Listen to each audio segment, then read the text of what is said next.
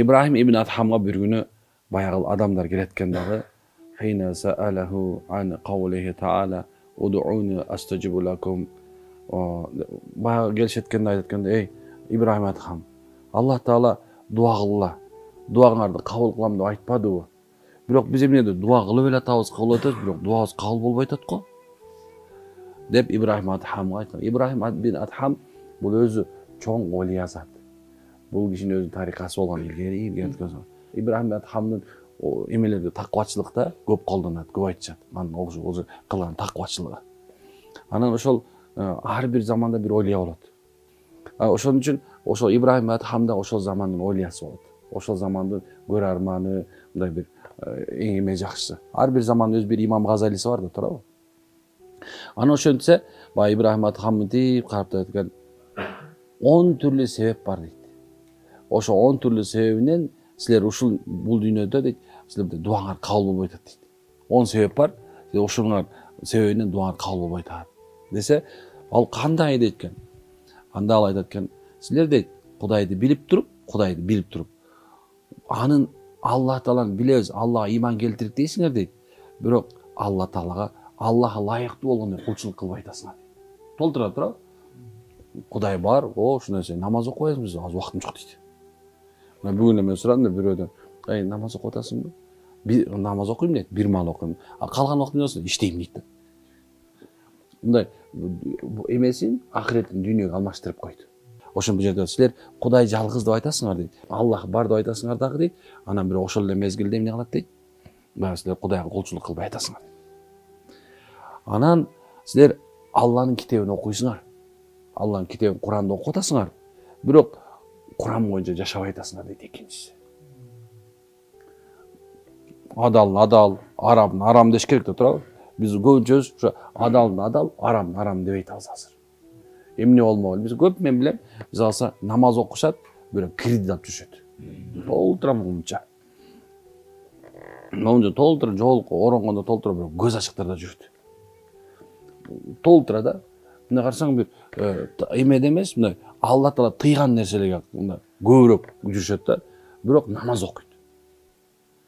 Намаз окуганың менен бирок ошол Курандын ичиндеги адал, арам дебесең, буйругун аткарбай жашасаң анда дуаң кантип кабыл болсун деп атпайбы жердечи.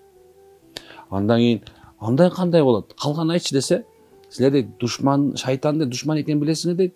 Бирок силер анын аркасынан ээрчип жүрөсүңөр дейт. O şeytan düşman, şeytan şümüşük.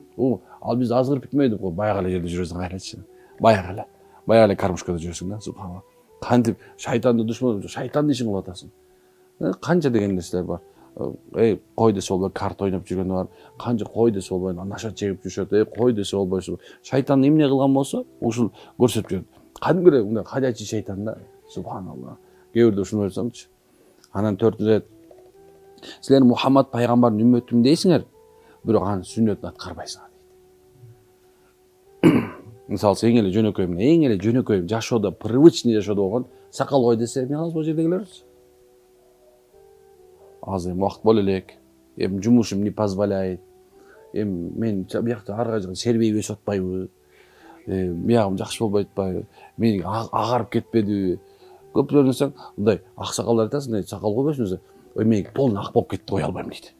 Бай жаштыгын кетиргиси келбейт да. Яны эң эле жөнөкөй үйгө бисмилла деп кирчи десең, кээбирде бисмилланы унутуп калат да. Карасаң андай эми пайгамбардын сүннөтү аябай көп экен да. Аябай көп экен. Мисалы дайым аткарып жүргөн бар экен, аны унутуп калып калган сүннөттөр бар экен. Ошол пайгамбар саллаллаху алейхи ва саллям бир сүннөтүнө дайым амал кыла берсең, ошол сүннөт керек болсо бейишке апарат адам депчи. Ошол Куран менен жашаган эсебинде болот. Аны айтып аткан сен пайгамбарды Мухаммед үммөтүм дейсиңер дейт. Бирок пайгамбардын аркасында эч кимге ээрчибей айтасыңар дейт. Пайгамбар көрсөткөндөй жашабай айтасыңар дейт. Демек, аны айтып аткан бейиштикке барыңар келет дейт. Бирок силер бейишке эч кимге даярданбайсыңар дейт. Айтат, уже белги айтып аткан, бейишке ишенесиңер дейт. Бирок бейишке даярданбай айтасыңар дейт. Ey иманды жаңырталы. Кел, сабактарга кел. Алланын өкүмү, Алланын жылына чыгалы. Иманды жаңыртып алалы турган кой бир даярдып көрөлү. Алда бизди бейишке өтөт десе, аз убакыт болбой атат да. Бирок баарыбыз прекрасно билебиз да. Мага көп жөнөтчүт жанагындай мирзөнү бул ахиреттин үйүң депчи. Барды мүрзөт мына бул ахиреттүү анан өлгөндөр мына жанагы резко туруп өлүп калган болот го, сүйлөп атып өлүп калып, антигинде өлүп калып. Ошону бирөөнү көрдүм, кутбада туруп ла илаха иллаллах деп өлүп калды. Анан ошонун баарын көрүп атабыз деле, бирок өлбөчүдөй дагы эле болсо убактысы жок да даярданганчы. Даярдан десе коркутпачы дейт да. Молдо таш аттыңар коркута берип дейт кайрачы. Качанга чейин коркута бересиң мындай нормальный нерсе айтчы дейт да. Кантип коркутпасаң бейишке даярданат алай. Мисалы сен бир нерседен коркпосоңчу, даярданбайсың. Адам эмнеден коркот билесиңби? Өлүмдөн коркобуз. Өлүмдөн эле коркобуз. Мен да корком да. Ар ким ар кандай коркот да, субханалла. Бирок коркунуч бар. Анткени субханалла кандай байлыгымды кайгатчы деп коркот. Туурабы? Субханалла эме болсо, бирөөсү мындай бир жана лаззаттарын чыгып кеткиси келбейт, кызыктуу нерселерин. Биз болсо коркобуз да, туурабы? Кантип коркобуз? Иман сүйлүп калса мындай болот.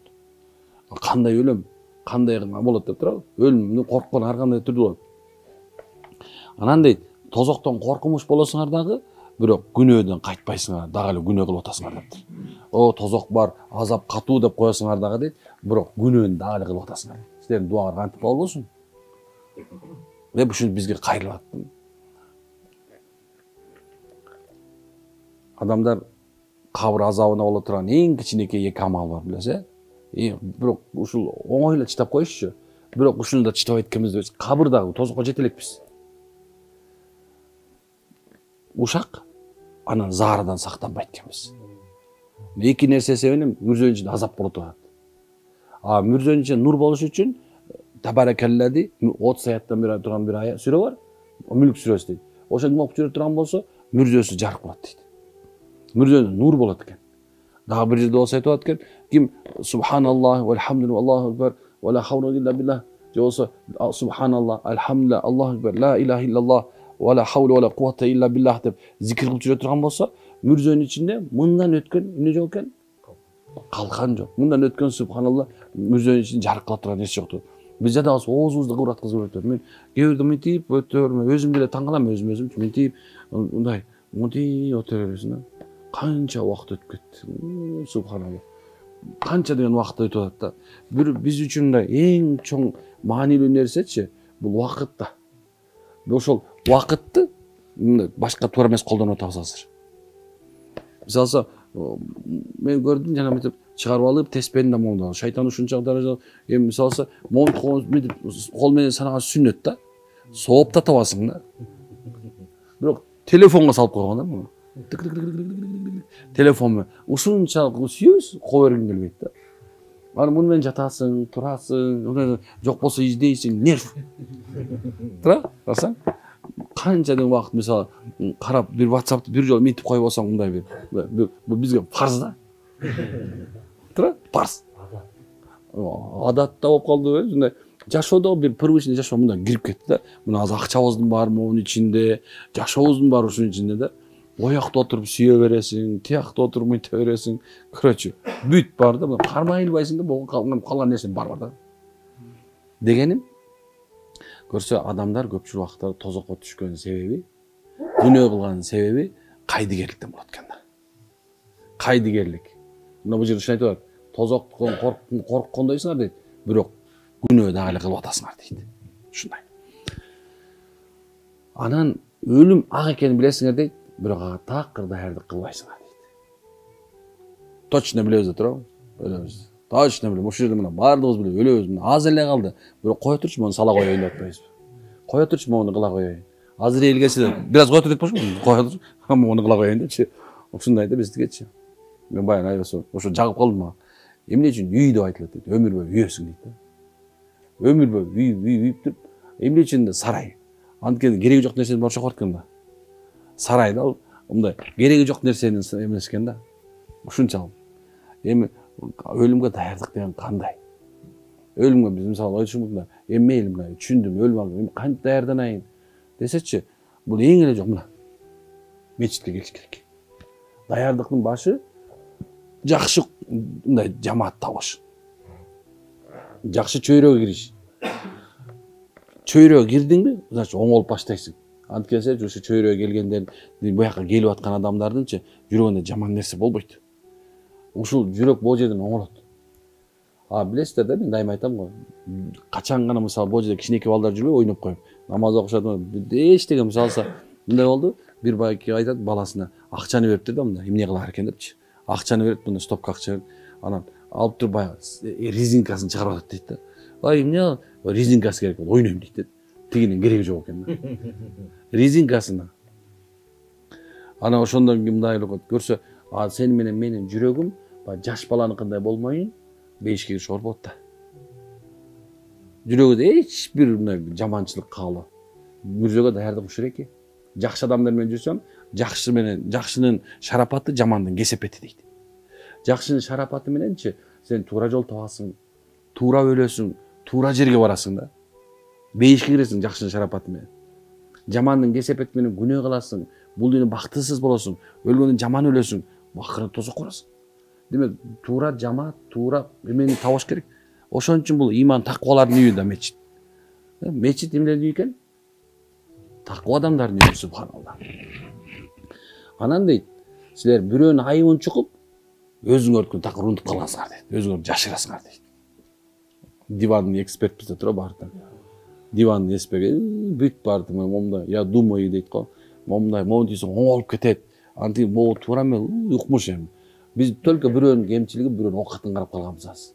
Бирөөнүн мен баян тема айтып атам силерчи. Акыр замандын бир белгилеринен көп адам өлүп кетет экен, көп адам өлөт экен. Анан сурашыптыр, ала мезгилде эмне, согуш болобу, эпидемия болобу, чума болобу десе жок дептир да. Адамдар бири-бирин көрө албастыктан өлөт экен. Көрө албастан көздөрү тийип, бирөөнү окутуп, мисалы мен айтып берем, сурашат да, эмнеге молдоке мынча окуткан адамдар көп? Эмне үчүн мындай кара дуа кылган көп? Анткени көрө албастар көп да. Көрө албам, ичиң күйүп тургандачы, любой нерсеге даяр болосуң. Ичиң күйүп турганда жинди сыяктуу болуп каласың жагында, жинди сыяктуу. Акылың кетип, эмне кыларыңды билбей, ошо тозокко түшсөм да даярмын дейт да. Капыр болуп кетсем да бар ушул тетигинин жакшылыгы, тетигимде сыздап калыш керек да. Ошону сыздаткан үчүн аракетин кылат да. Кайдыгер да турабы? Ошон үчүн биз азыр субханалла азыркы мезгилде ушу менен страда этебиз. Биз өзүбүздү гана единство, мен туурамын деп атабыз. Мен туурамын. Жок, тиги да туура деп койгонду айткым келбейт да. Мында бояң не позволяет да мындачы. Бояң муну күйүп турат да, эмне кыларын билбейсиң. Ана айткен, Алла берген ырыскыны дейт, аргал өзүм, жеп, ага шүгүр кылбайсыңар дейт. Карасаң, ушуга шүгүр. Шүгүр. Ичип атасың, жеп атасың, шүгүр. Өзү биз качан мындай жакшылык жоголгондо гана ошонун мындай жакшылыгын билебиз. Мисалы, адам өлгөнгө чейин эме болбойт, кадыр болбойт. Бирок өлгөндөн кийин аябай жакшы адам эле деп калат да. Мүрзөдөн эле баштайсың, кандай адам эле, жакшы адам эле. Ага чейин сен жакшылыгың да билинбейт. Только сен кемчилигиң көрүнөт да. Ошондой эле биз айтчу, качан гана жакшылыктан куру калгандан, я Алла, кечир мени, шүгүр айтпай калыптырмын дейсиң да. Байлыгың барда шүгүр айтпайсың.